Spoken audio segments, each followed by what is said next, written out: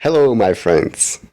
So today I discovered another truly ridiculous, funny, and weird opening that I want to share with you. So let's just jump right into it. It starts with e4, e5, knight to f3. Yeah, everything looks normal so far. And here, if your opponent goes for the Latvian gambit with pawn to f5, you have an opportunity to play pawn to d4, which is known as the Mason counter gambit. So this is still like a known theory, and in this position, two most played moves are this and these captures, of course. But only one of them is correct. So to briefly explain, f captures on e4 is the correct approach by black, and I'll be analyzing these lines in my next video, where I will show you how you can crush the Latvian gambit using the Mason counter gambit in just a next move. But today we are going to be looking at the incorrect move, and that is e captures on d4. Now here you have an interesting choice. You can either play the best move, and well, your position will be nearly winning, and you can capture the pawn with your knight. And actually here most guys are going to blunder and capture your pawn on e4, and now this is just terrible for black. You can follow it up with queen to h5 check, and they can either run their king around or they can block this and you will be winning the rook like this. But this is boring, boring in comparison with what I am about to show you. Because here I propose that you play incorrectly and enjoy twice the fun, and you play bishop to c4. Now with this move we are kind of testing the level of greediness of our opponent. Are they going to capture a free pawn here? Well, they should, because that's the best move here.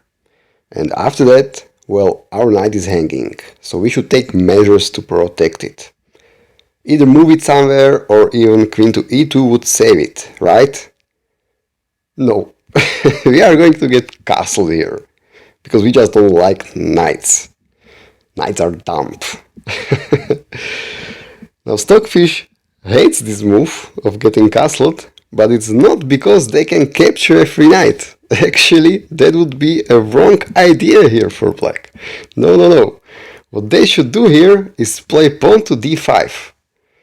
Are they going to play that? I don't know. They just proved themselves greedy. We'll come back to the move d5 later. Let's see what happens if they just grab our knight.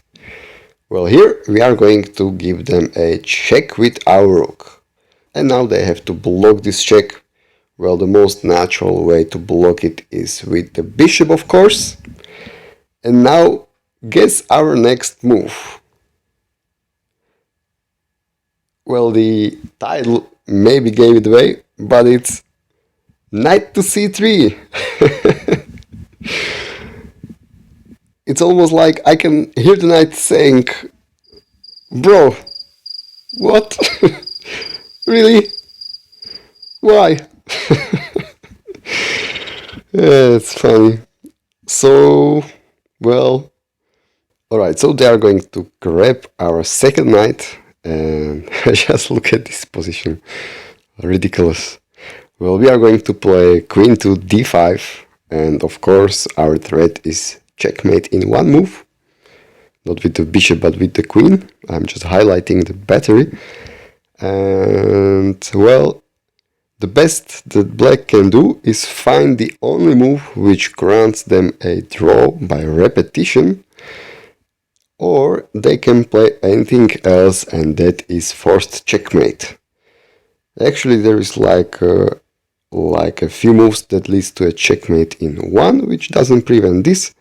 Then there is a knight to h6, which would delay it for like 9 moves, and there is a checkmate in 10. Or they can play the only move, which is pawn to d6.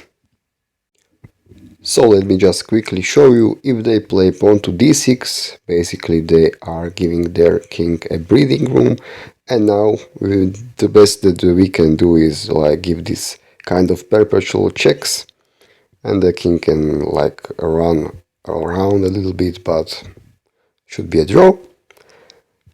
Let's go back, and if they play not the d6 but knight to h6, let me show you the checkmate in 10 moves. And it goes like this. You of course grab the knight. Now they need to play rook to f8 to still cover the checkmate think square. So we are going to capture this pawn. Now they have to play d6. We are going to grab the rook. Now for some reason bishop to h3. Don't ask me. We are going to capture the bishop. They have to go like king to d7. We can grab the queen. They are going to play king to c8, try to hide the king. Now bishop to h4. Again, don't ask me, but I believe other bishop moves also work. And here they should go like c5 to give some more space for the king, but it is going to get hit with rook to e8. And the bishop comes back with check, and after queen captures on d6, there is basically nothing to do for them to stop us going either here or well, I'm not sure. Or what if they go like... Oh, then there is bishop back to h4 checkmate. Alright. So this is pretty much all you need to learn about this opening. But well, there's still more stuff to discover here in this line if they actually play correctly and don't capture your knight here. Well, let's have a look at this also, because this is still funny. So here the engine is saying pawn to d5, the best move, and the black is winning. So the idea of this move is to keep both of our pieces hanging, but you know, get some development, get some more space. But you can still complicate stuff with playing bishop to b5 check. Now of course they are going to cover the check with their pawn, so still your pieces are hanging.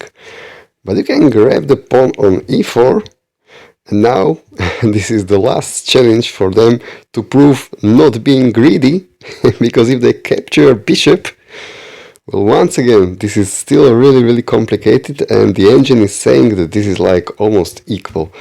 And you can continue with queen to h5 check, and now they have to like lurk out their king to d7, and there is going to be like a complicated series of the only moves for them to survive. So if you wish, you can like brief yourselves in these variations and you can still get them, I believe, because at some point they are going to go wrong if they are human, and if you memorize a few ideas and few moves here, you should be crushing them anyways.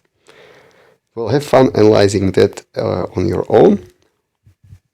I think this is pretty much it for this video. I hope you enjoyed this one. Have fun, take care, and bye.